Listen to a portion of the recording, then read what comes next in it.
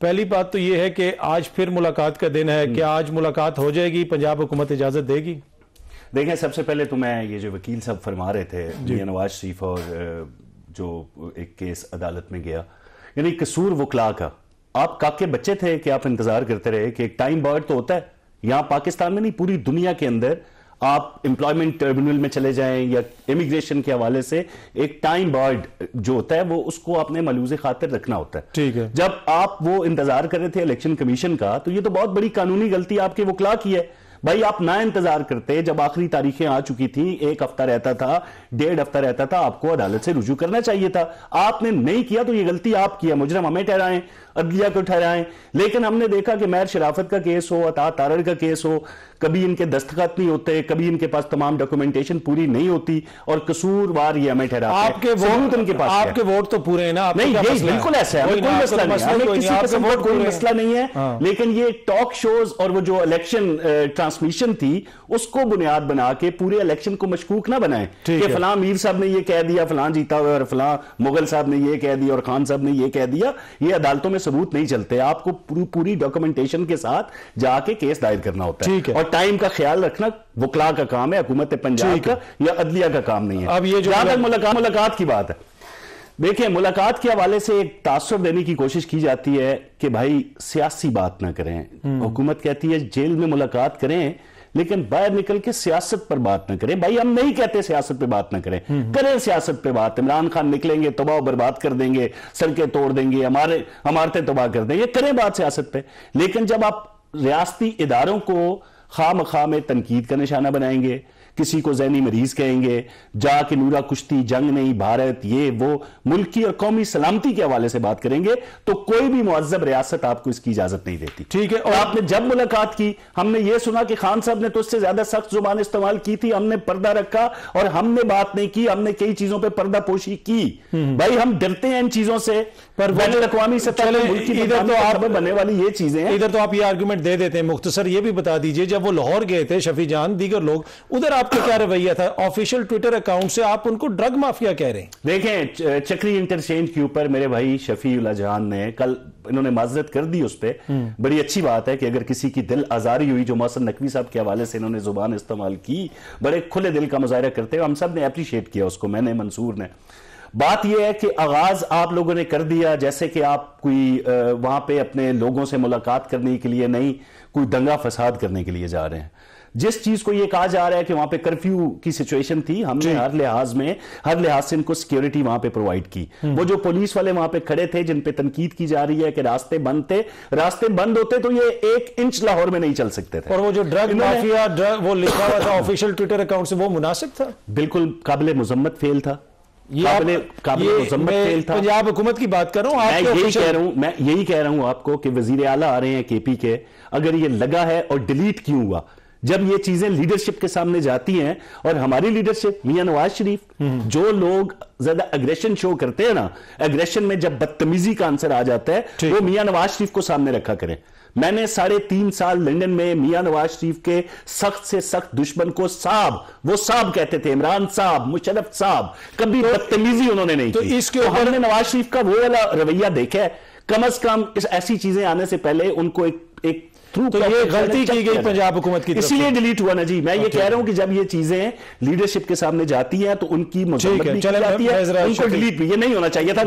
لیکن جس طرح کی زبان مینا خان نے استعمال کی وہاں پہ، جس طرح کی زبان شفیع جان استعمال کرتے رہے پورے راستے کے اندر، دیگر ان کے جو لوگ تھے الزامات لگاتے رہے. کاظمی صاحب، ان پہ آپ بڑا اعتراض کرتے ہیں کہ یہ گورننس پہ توجہ نہیں دیتے، کبھی پنجاب آ جاتے ہیں، کبھی سندھ جانے کی بات کرتے ہیں. لیکن آپ کے جو اپنی حکومت ہے، وزیر اعلیٰ صاحبہ، ابھی بھی خبر آئی کہ وہ اس وقت بھی ملک میں نہیں ہے، دبئی گئی ہوئی ہیں. اس طرح کی خبریں آئیں کہ وہ کوئی کارڈ بانٹنے گئی ہیں، شادی کے کارڈ، اور کل اس کو میڈیا نے رپورٹ بھی کیا.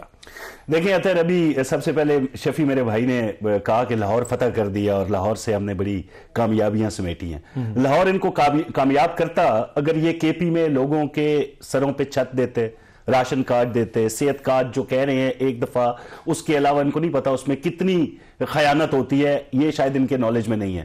لیکن وہاں پہ اسٹوڈنٹ کو وظائف ملتے، لوگوں کے گھروں کی دہلیز پہ ادویات پہنچتی، کسان کارڈ دیتے، تو لاہور میں پنجاب میں بالخصوص لوگ ان سے متاثر ہو کے نکلتے باہر کے کمال کیا انہوں نے کے پی میں. ہم ان کو ویلکم کرتے ہیں اور ایسا ہی پنجاب ہم دیکھنا چاہتے ہیں. مطلب 1000 بندہ یہ نہیں نکال سکے کسی جگہ پہ. آپ اگر ان کی فوٹیجز دیکھیں, ویڈیوز دیکھیں, ان کے اپنے جو یوٹیوبرز ہیں, جو لوگ ہیں, انہوں نے بنگلہ دیش کی تصویریں لگا کے, ایون سمیع ابراہیم میرے بڑے بھائی, بڑے اچھے ہمارے سینئر ہیں, دوست ہیں, انہوں نے بھی بنگلہ دیش کی تصویر لگا دی, پتہ نہیں کس کے بیک گراؤنڈ میں, مطلب مشرقی پاکستان کی. تو اگر یہ اتنا کامیاب ہوتا تو بنگلہ دیش کی تصاویر کی ضرورت ہمیں پیش نہ آتی. ابھی صحت کے منصوبے گنوائے میرے بھائی نے. 2020 کے اندر عمران خان کے دور کے اندر وہ پشاور انسٹیٹیوٹ آف کارڈیولوجی کا انہوں نے حوالہ دیا.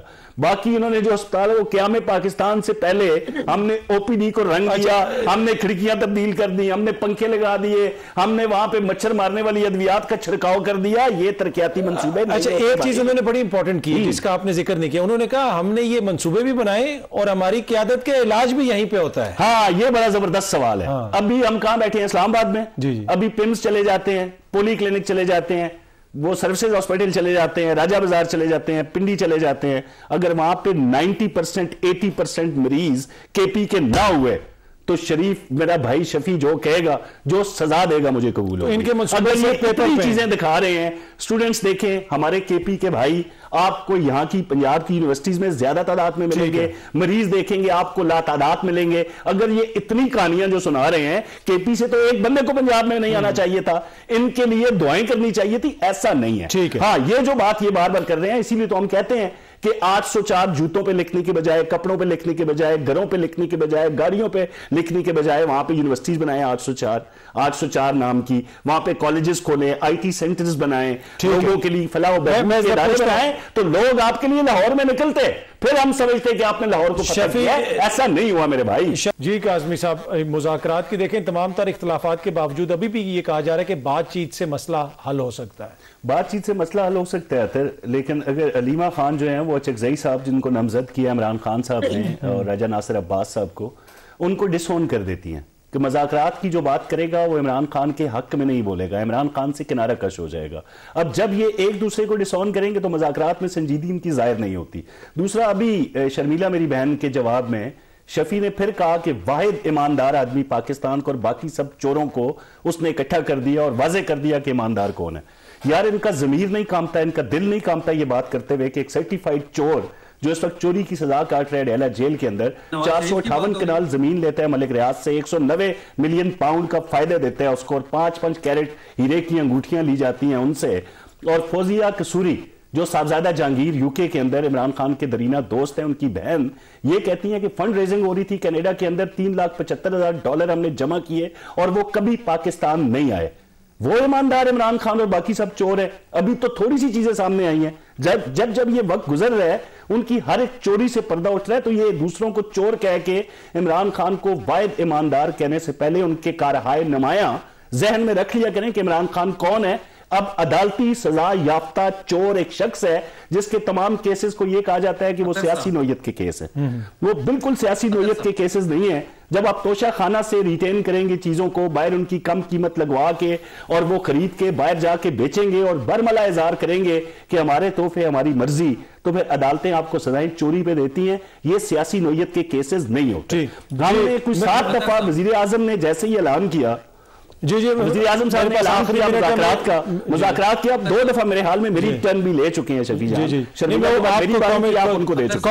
اب بات یہ ہے کہ بھائی مذاکرات کی دعوت 7 نہیں 10 دفعہ وزیر اعظم دے چکے. اس کے جواب میں ان کا جواب کیا آتا ہے کہ یہ با اختیار نہیں ہے, تو جو با اختیار ہے وہ تو ان سے بات نہیں کرنا چاہتے اور ان کے خلاف یہ ایک پوری مہم چلا رہے ہیں. اب بولیں شفیع جان صاحب, اب یقیناً پھر وہ چور رہیں گے. بتا دیا میں نے آپ کو کہ سرٹیفائیڈ چور کون ہے. شفیع جان میرے پاس 40 سیکنڈز ہیں, ذرا بریفلی بتا دی, کامنٹ کر دیجئے گا.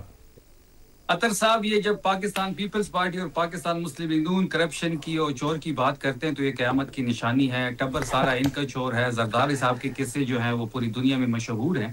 فیکٹس کے ساتھ بات کریں, فیکٹ کے ساتھ بات کریں بھائی. جس طرح میں نے فیکٹس اینڈ فگر کے ساتھ بات کی ہے, آپ بھی فیکٹ کے ساتھ بات کریں. ہوا میں تیر نہ چلائیں. چوروں کی وکالت کرنا اچھی بات نہیں ہے بھیا, ہوا میں تیر نہ چلائیں, فیکٹ کے ساتھ بات کریں. تو مذاکرات کے لیے ہم غیر مشروط مذاکرات کسی صورت نہیں کریں گے. ہماری بنیادی نکات ہیں 4 سے 5. اگر حکومت اس پہ بات کرنا چاہتی ہیں, یہ بے اختیار لوگ ہیں, چلو ہم پھر بھی مذاکرات کے لیے ان کے ساتھ جا سکتے ہیں.